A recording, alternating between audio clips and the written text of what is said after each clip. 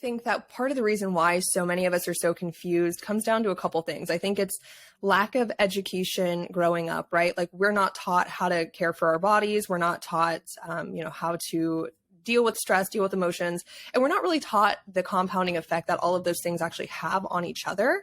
And so I think people are really quick to discount like their lifestyle or, what they're experiencing and how that actually plays into their health and how they feel and how they show up. So I think there's definitely lack of education, from an early age. And of course we can't be educated if the people that are educating us also aren't aware of these things. So I think that's, one of the big things. But I mean, we live in a society that just, we're marketed to all the time, all day, on social media, on TV, on billboards, even in conversations, right? Like, I think a lot of women and people in general don't realize how much of their perceptions and their beliefs about what is healthy, what is not healthy, how they should look, whatever story it is that they are telling about their body or their health, and how much of that is actually influenced by what they're seeing, what they're hearing, what other people, whether that's their friends, their family members, people they interact with on a daily basis, like how much we start to absorb and adopt those beliefs and those thought processes. So we are just like,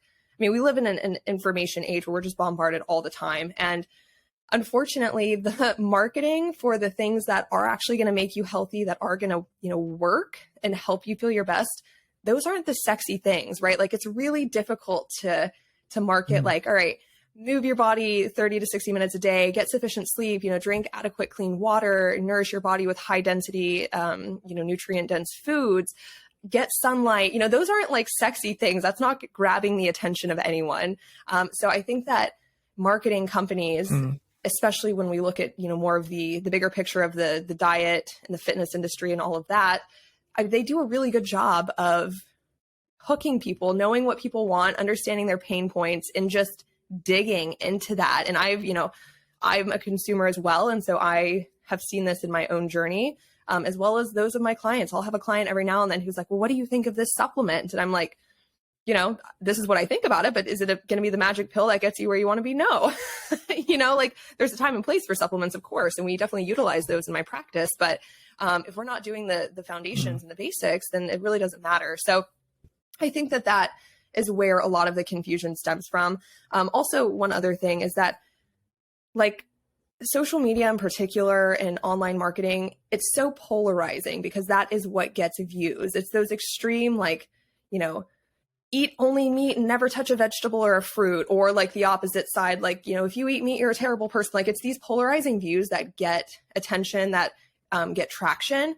And the reality is that what is going to be the best and make the most difference for most people is somewhere in the middle.